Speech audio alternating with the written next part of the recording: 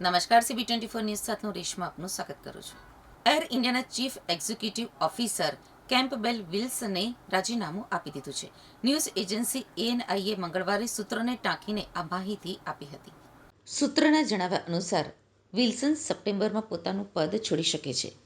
ગયા અઠવાડિયે યોજાયેલી કંપનીની બોર્ડ મીટિંગમાં તેમનું રાજીનામું સ્વીકારી લેવામાં આવ્યું છે. વિલ્સનને સપ્ટેમ્બર 2022માં એર ઇન્ડિયાના CEO અને મેનેજિંગ ડિરેક્ટર તરીકે નિયુક્ત કરવામાં આવ્યા હતા.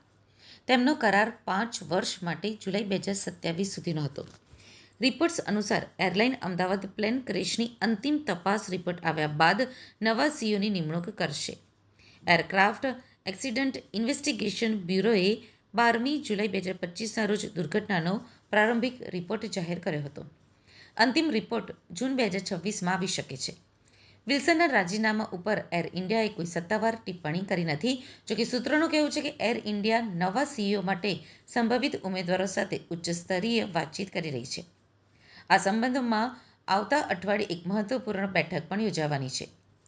દાવા મુજબ કંપનીએ નવા CEOની શોધ જાન્યુઆરીમાં જ શરૂ કરી દીધી હતી, જ્યારે વિલ્સને કરાર પૂરો થયા પછી પદ છોડવાના સંકેત આપ્યા હતા. વિલ્સન પાસે ઉડ્ડયન ક્ષેત્રમાં 30 વર્ષથી વધુનો અનુભવ છે અને તેમણે ફૂલ સર્વિસ અને લો કોસ્ટ બંને પ્રકારની એરલાઇન્સમાં કામ કર્યું છે.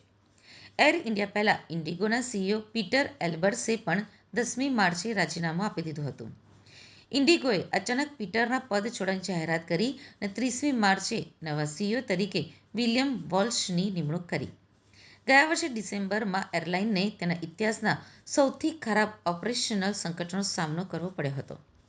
સેકન્ડો ફ્લાઇટ્સ રદ થવા અને વિલંબને કારણે એરલાઇનને લગભગ રૂ. 2,000 કરોડનું નુકસાન થયું હતું. ત્યારથી જ એલ્બર્સ ઉપર રાજીનામાનું દબાણ હતું.